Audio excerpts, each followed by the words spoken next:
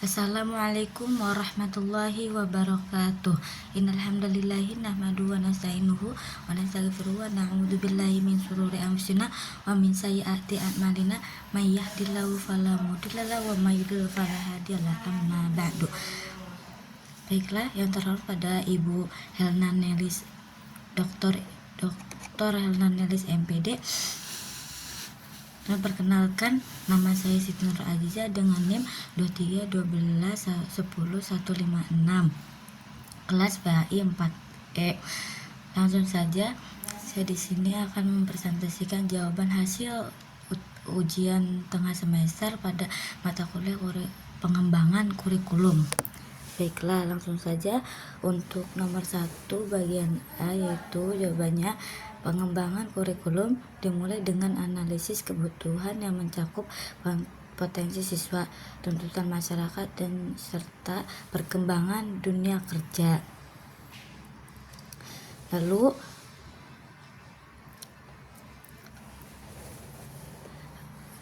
selanjutnya bagian B, contoh dari konkret pada pengembangan kurikulum di Indonesia itu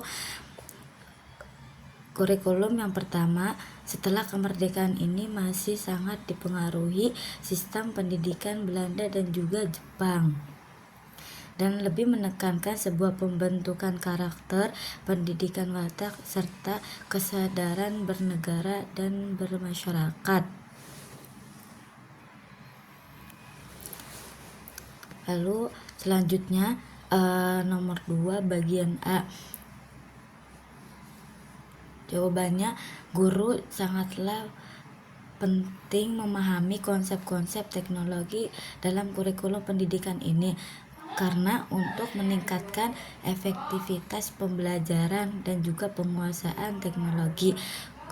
Dalam penguasaan teknologi ini, guru menciptakan pembelajaran yang lebih interaktif dan juga dinamis.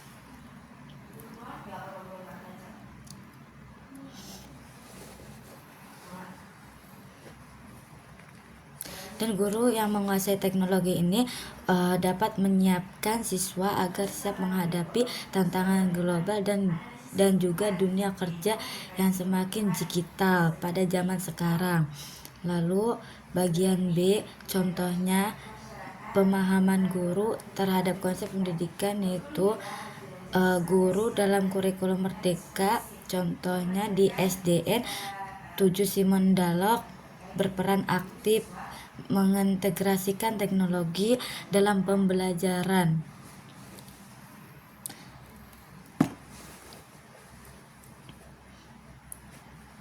dan menggunakan perangkat digital untuk membuat pembelajaran lebih relevan dan menyenangkan. Lalu selanjutnya nomor 3 bagian A. Pendekatan dalam desain kurikulum ini mempunyai 2 bentuk. Yang pertama, subject matter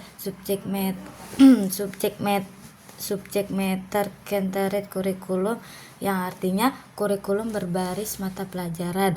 Kurikulum ini menitikberatkan pada isi atau materi pelajaran yang akan diajarkan pada peserta didik atau siswa, dan mata pelajaran itu disusun secara terpisah-pisah sesuai dengan disiplin ilmu, contohnya seperti bahasa Indonesia dan juga matematika dan lain-lain. Lalu setiap pembelajaran ini berdiri dengan struktur dan juga prosedur dan karakteristik yang khas dari masing-masing bidang ilmu.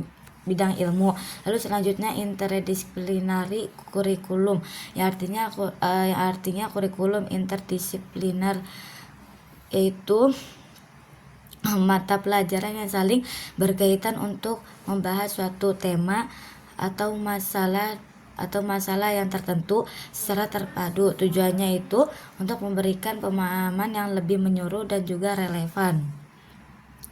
Lalu selanjutnya bagian B, keunggulan dan juga kelemahan dari masing-masing pendekatan tersebut.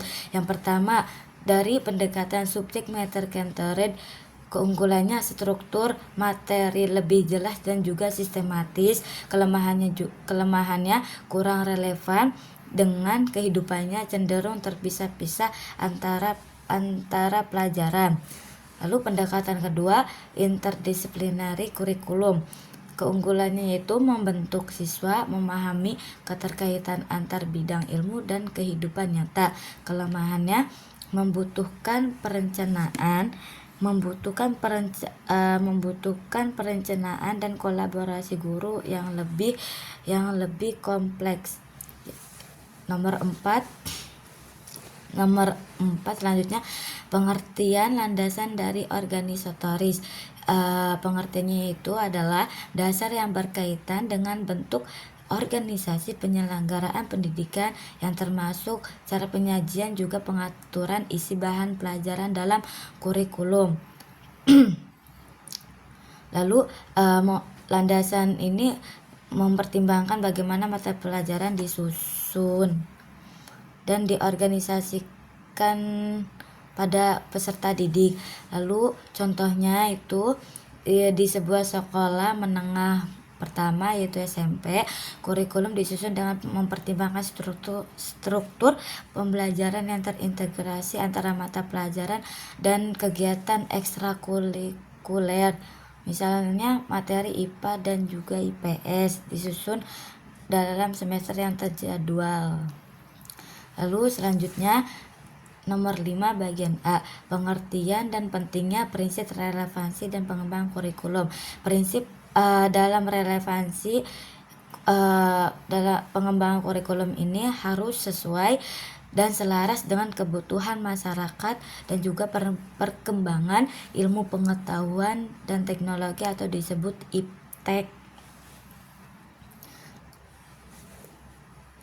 Lalu prinsip ini mencakup dua aspek. Yang pertama, relevansi eksternal.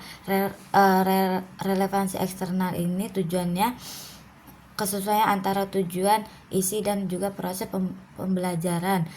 Lalu yang kedua, relevansi internal, kesesuaian dan konsistensi antar komponen kurikulum seperti tujuan, isi, metode pembelajaran dan lain-lain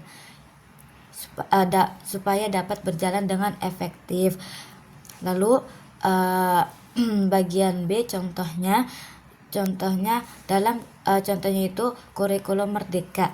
Kurikulum merdeka ini dirancang dengan prinsip relevansi yang kuat dan menyesuaikan materi dan juga metode pembelajaran dengan perkembangan IPTEK pada zaman sekarang dan juga kebutuhan di dunia kerja, karakteristik dan potensi peserta didik di berbagai daerah. Mungkin itu saja yang dapat saya sampaikan hasil jawaban dari ujian tengah semester pada mata kuliah pengembangan kurikulum. Billahi taufiq wal hidayah. Wassalamualaikum warahmatullahi wabarakatuh.